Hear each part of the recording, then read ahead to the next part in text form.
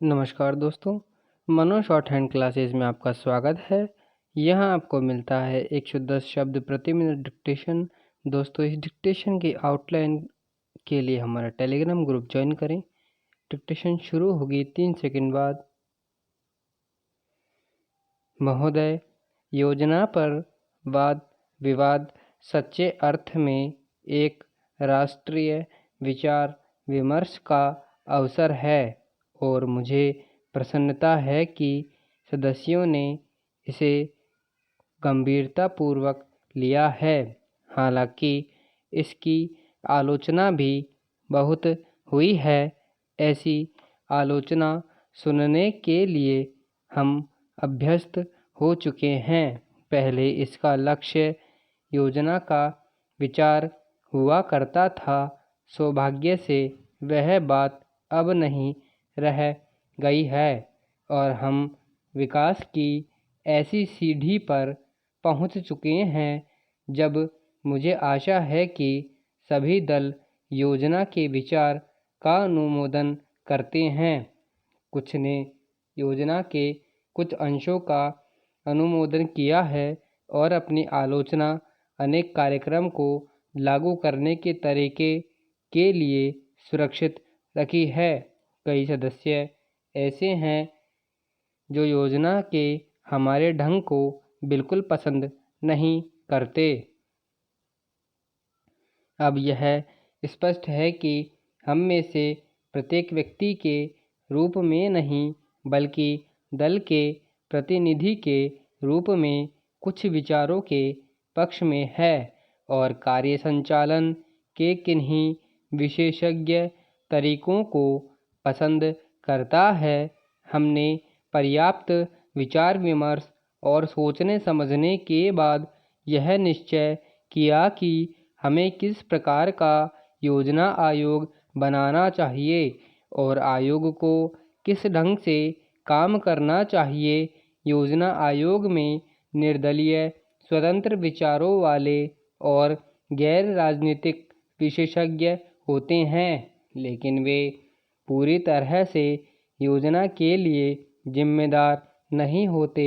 योजना का निर्माण प्रत्येक राज्य के विभिन्न स्तरों के लोगों के साथ अनेक विचार विनिमयों के आधार पर होता है और अंततः उसे अंतिम रूप देने के लिए राष्ट्रीय विकास परिषद में प्रस्तुत किया जाता है, जिसके अंतर्गत सभी मुख्यमंत्री होते हैं, जिनमें अनेक अन्य दलों के होते हैं। वे मिल बैठकर अपने विचार व्यक्त करते हैं।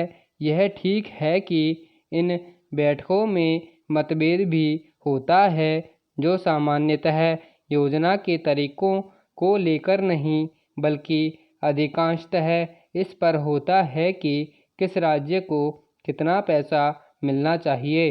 हम जानते हैं कि हमारा कोई भी ऐसा कार्यक्रम नहीं है जो हमारी पूरी जनसंख्या की आवश्यकता के लिए पर्याप्त हो। सभी समय उपलब्ध साधनों और जनता की आवश्यकता के बीच सामंजस्य के लिए प्रयास करना होता है। यह सोचना होता है कि क्या किया जाना चाहिए अथवा एक दूसरे क्षेत्र के लिए क्या किया जाना चाहिए। कुल मिलाकर यह योजना अगले 4 वर्षों के लिए प्रगति का घोषणा पत्र है। हमें कुछ अनुमान है महोदय। यद्यपि योजना के अंतिम रूप पर यह औपचारिक बहस अब हो रही है, हमने योजना के प्रारूप के बारे में काफ़ी ब्यौरेवार विचार किया था। एक माननीय सदस्य ने कहा कि योजना से ऐसा नहीं लगता कि कामों को निपटाने में तत्परता जरूरी है। मैं समझती हूँ कि योजना के प्रारूप और उसके अंतिम रूप में यही अंतर है।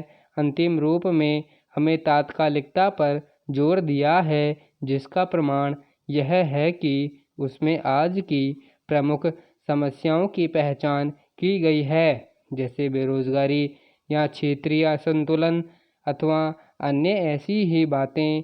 इनमें से कुछ समस्याओं के समाधान में कोई विलंब नहीं होना चाहिए और उन्हें तत्काल दृढ़ निश्चय के साथ हल किया जाना चाहिए। लेकिन कुछ परिस्थितियाँ ऐसी होती हैं जिनमें हमें काम करना होता है। कुछ मान्य तरीके हुआ करते हैं। इनमें से एक है लोकतंत्री प्रक्रिया।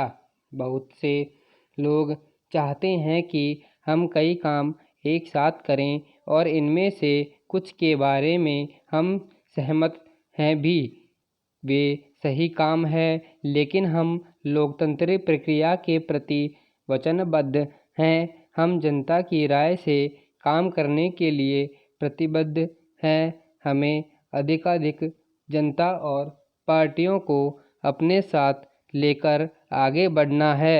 मैं समझती हूँ कि अगर इससे हमारी गति कुछ धीमी भी रहती है तो भी हमारी प्रक्रिया को बल मिलता है और हमने जो भी काम हाथ में लेते हैं उसे बल मिलता है।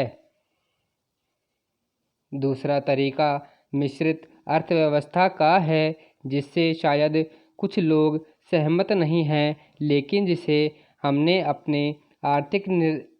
अपने लिए निर्धारित किया है। ऐसी अर्थव्यवस्था की अनेक त्रुटियां भी होती हैं, लेकिन हमारे देश में आज जो परिस्थिति है उसमें हमारी सरकार, हमारे पूर्ववर्ती और आज के सहयोगियों ने यह अनुभव किया है कि हमें इस तरीकों को अपनाकर चलना चाहिए। मिश्रित अर्थव्यवस्था का अर्थ मेरी समझ से यह नहीं है कि कुछ समृद्ध परिवारों को इसका लाभ मिलता रहे। कृषि या लघु उद्योग जैसे अनेक क्षेत्र में रखे गए हैं और हमारी मिश्रित अर्थव्यवस्था के अंतर्गत अपने लिए लोगों को अनेक कार्यक्रम अपने हाथ में ले लेने के अलावा उनमें अपने लिए काम करना चाहिए। मुझे मालूम है कि स्वाधीनता के तुरंत बाद जो स्थिति उत्पन्न हुई थी उसका कुछ परिवारों, ग्रुपों, व्यावसायिक घरानों में निजी स्वार्थ के लिए लाभ उठाया। समाप्त। धन्यवाद।